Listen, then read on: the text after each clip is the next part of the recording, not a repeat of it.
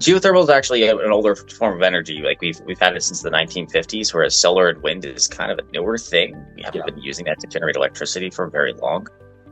So it does look a lot more innovative. It's also a lot. Also comes off to the average person as not having as much of an impact because we have to drill for geothermal in order to establish geothermal wells. But people don't see the effects, the negative sides of solar and wind directly because they just see it as, oh, it's just electricity from the sky. It's just electricity from, the air. Like it And just they comes see out it of as nowhere.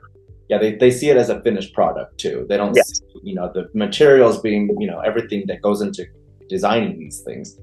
Yes, exactly. So it's prettier on paper.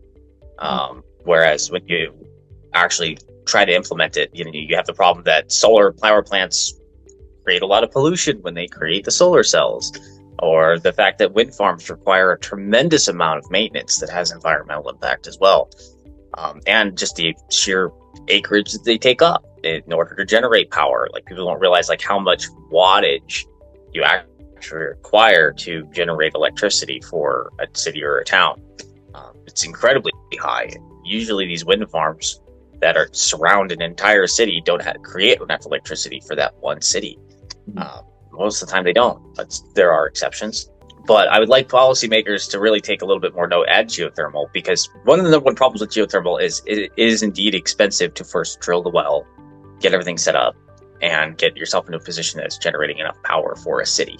Those subsidies going towards geothermal instead of going towards things like, solar and wind would encourage more geothermal power plants being built. Or no subsidies at all for these alternative energies so that businesses are more likely to go towards whatever's the most efficient and has the lowest environmental impact instead of whatever they're getting paid to do.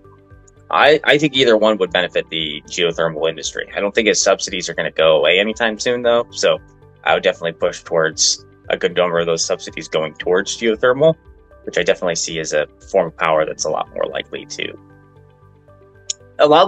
exist further on, as a species.